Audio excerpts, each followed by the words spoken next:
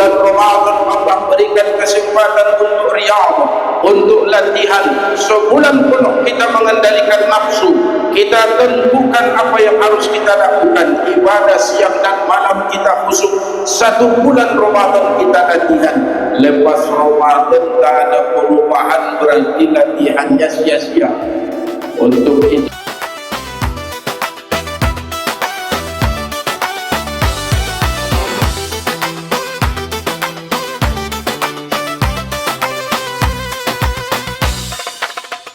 Alhamdulillahirabbil alamin wa bihi nasta'in ala umuri dunya wad din. Asyhadu an la ilaha illallah wahdahu la syarika lah wa asyhadu anna Muhammadan abduhu wa rasuluhu alladzi la nabiyya ba'dahu. Allahumma shalli ala Muhammad wa ala ali Muhammad. Bapak-bapak dan ibu-ibu, saudara-saudari kaum muslimin, jamaah Masjid Agung Nur Al-Nur Kabupaten Mandailing.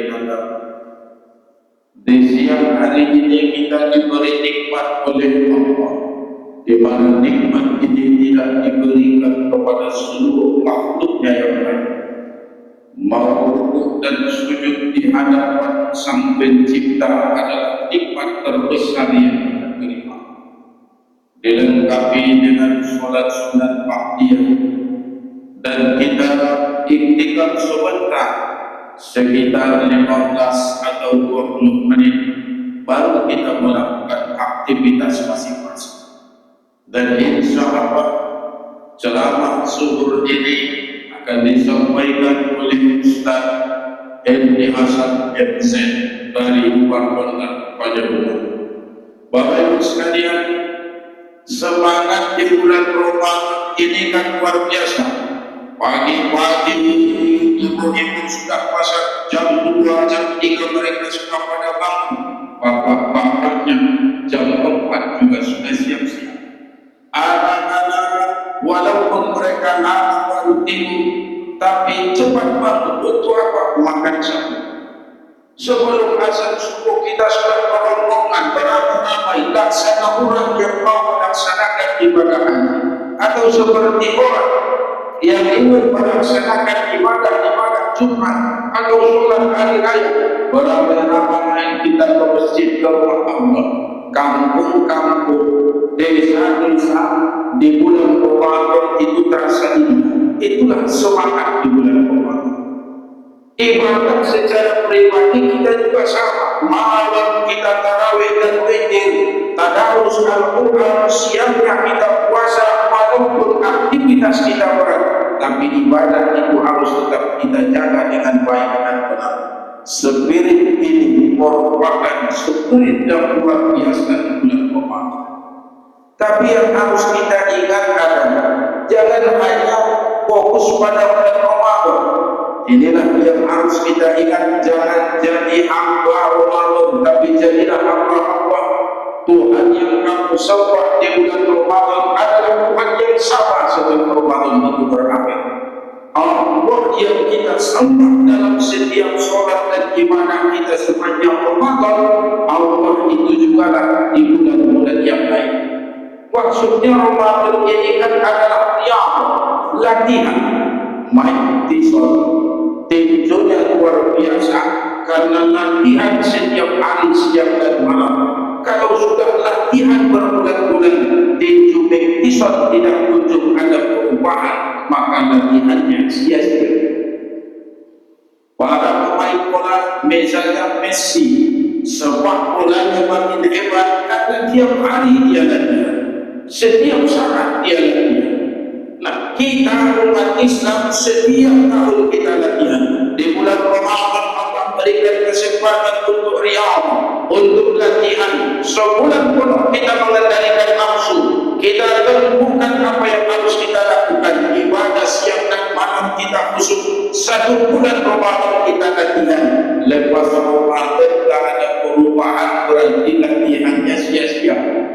Untuk itu Bapak Ibu sekalian, saudara-saudari kaum muslimin, marilah kita jadikan Ramadan ini sebagai latihan yang setelah Ramadan ini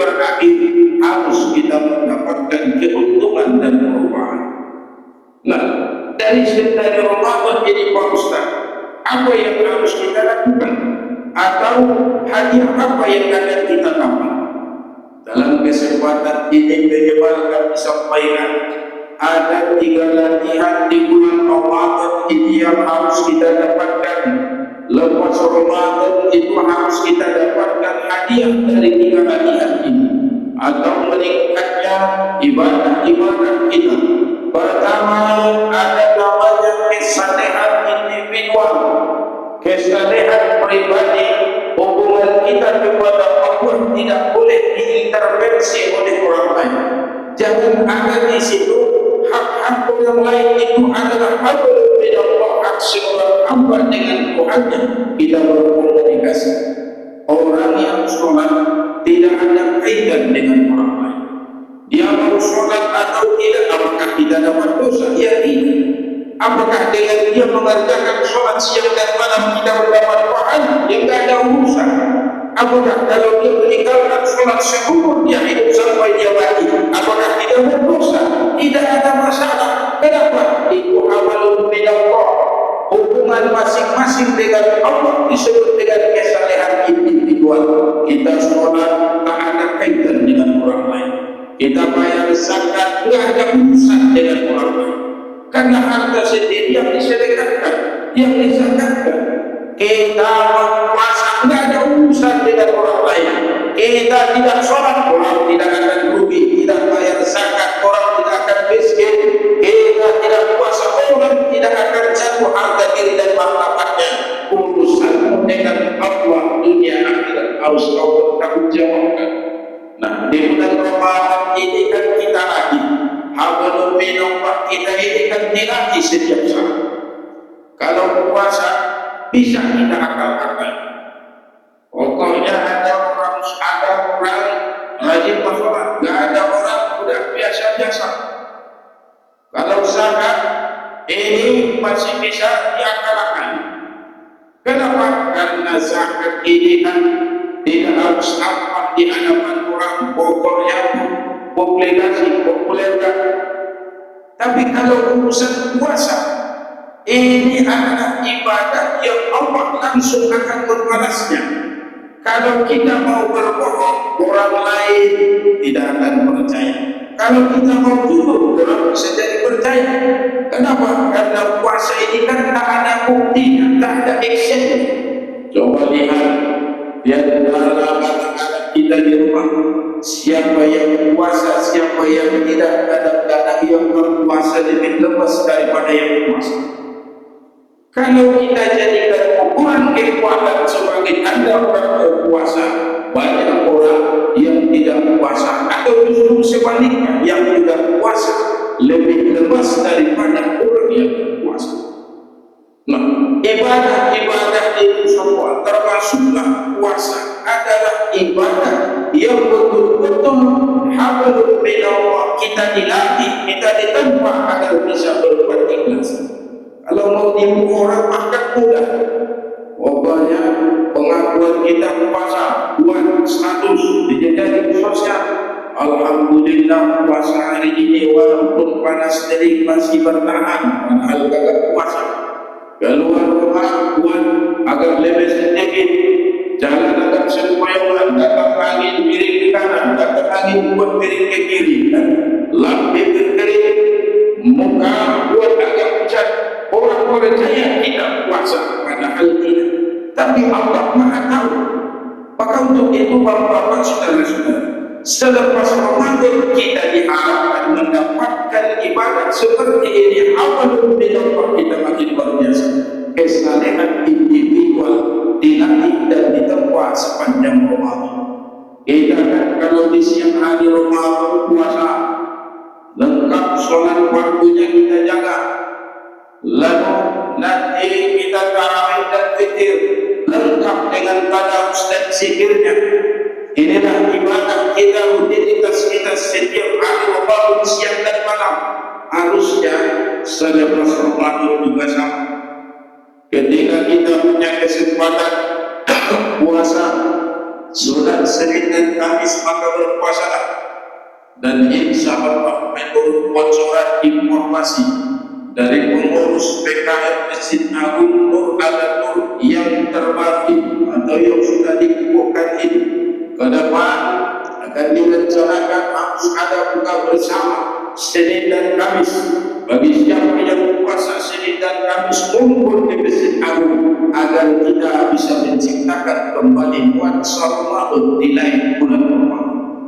Dan semoga para mengaku orang-orang yang kaya yang Allah lapangkan rezekinya jangan mau berbagi, mau menerbangkan sebagian harta yang Allah titipkan baginya untuk berbagi takjil atau berbagi makanan setelah Ramadan ini selesai. Kalau di bulan Ramadan dan infak-infak masjid pada mudah banyak. Kenapa? Karena orang berkumpul di masjid, tapi setelah Ramadan berakhir sholat makin ke depan. Maksudnya di belakang kagak ada lagi, makin ke depan. Paling tinggal muazzin sama imam, makmum sholat. Tapi kalau di bulan Ramadan, kenapa semangat ini kita miliki di bulan Ramadan, tidak kita miliki di luar Ramadan? Inilah yang ingin kami sampaikan.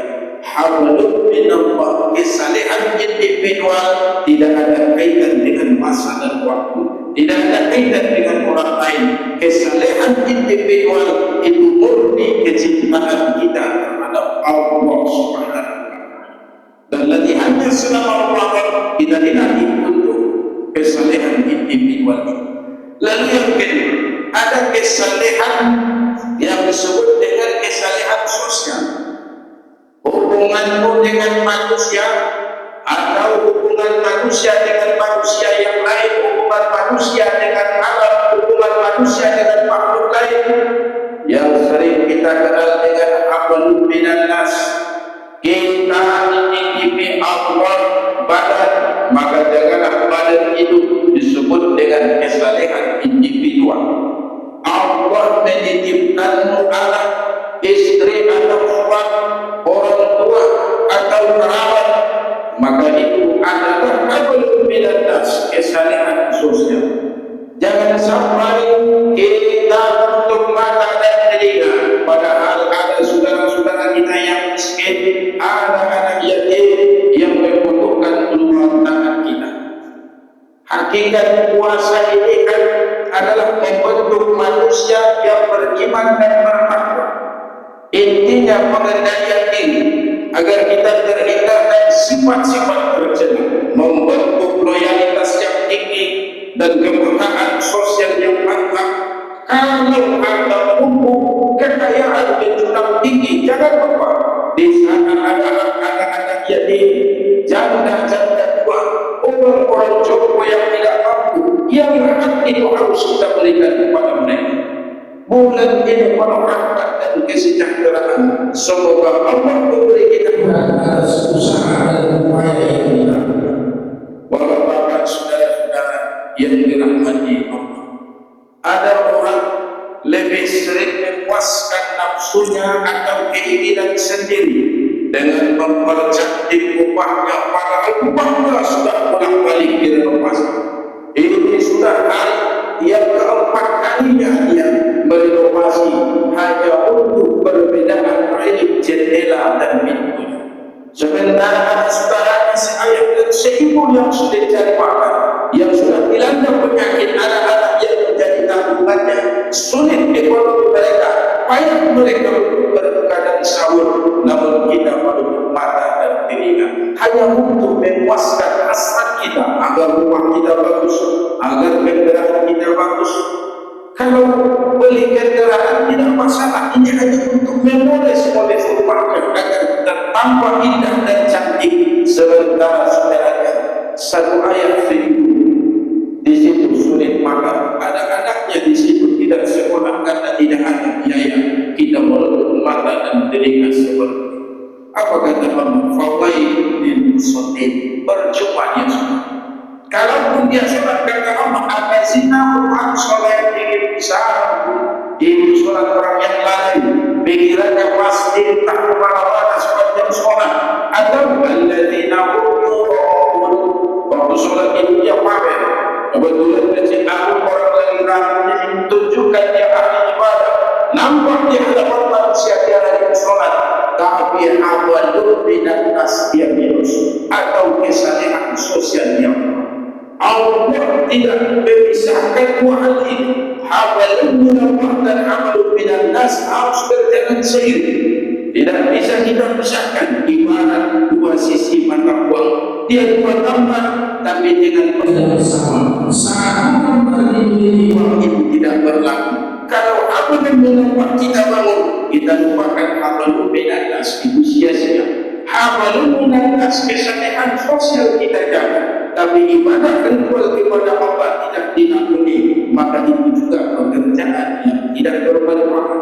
Untuk itu bapak-bapak, saudara-saudara, sepanjang Ramadan kita dilatih dengan kesalehan sosial, berbagi takjil kepada orang yang berpuasa, berbagi rezeki atau membayar minyak kepada orang-orang miskin, membayar zakat kepada fakir miskin, kita bayar sedekah, kita membayar infak, zakat mal.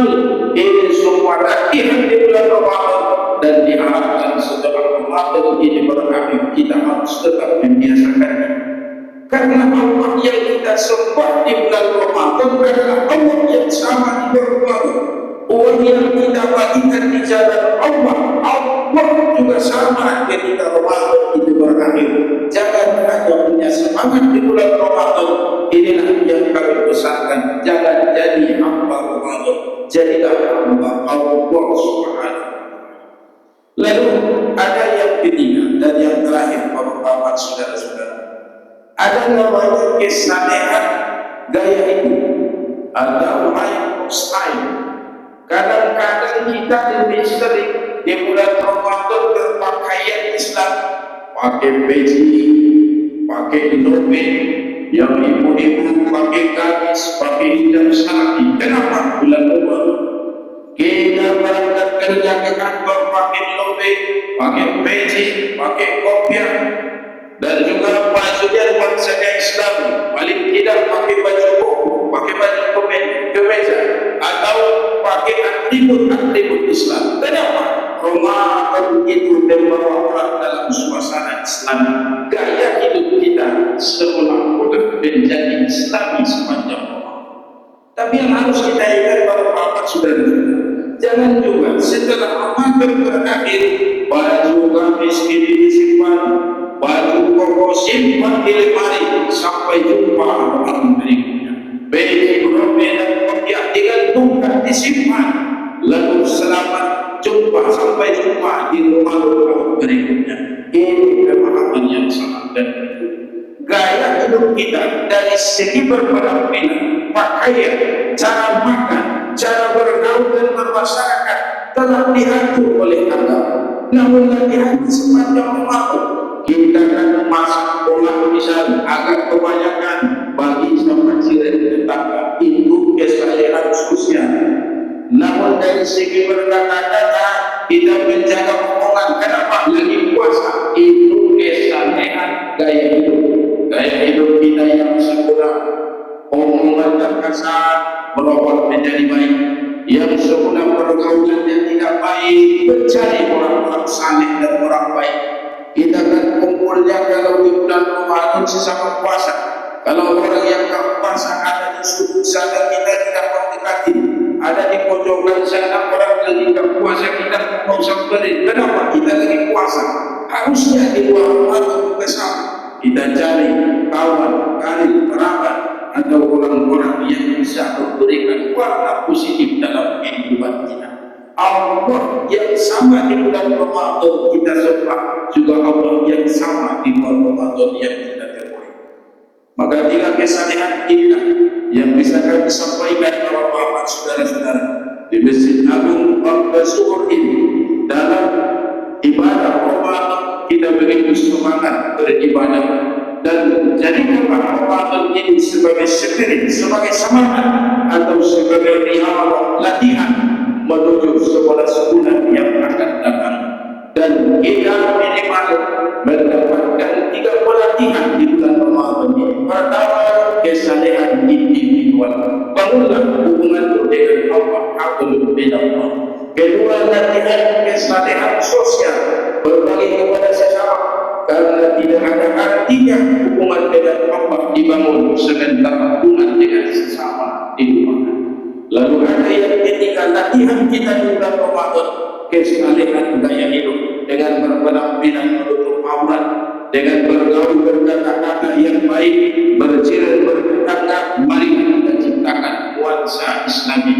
Dan lebih-lebih kita 5 hari yang lalu atau 9 Maret sudah melewati usia akil balik. Seharusnya usia 27 tahun itu kan orang sudah menikah. Harusnya kita Kabupaten Mandailing sudah dianggap lebih dewasa karena di usianya yang sudah tidak muda lagi. 9 Maret 2026 atau beberapa hari yang lalu bulan Ramadan jadi datang, harusnya kita harus lebih matang dan dewasa menjadi Madinah yang madani atau Madinah yang berkah atau Madinah serambi Mekkahnya Sumatera Utara.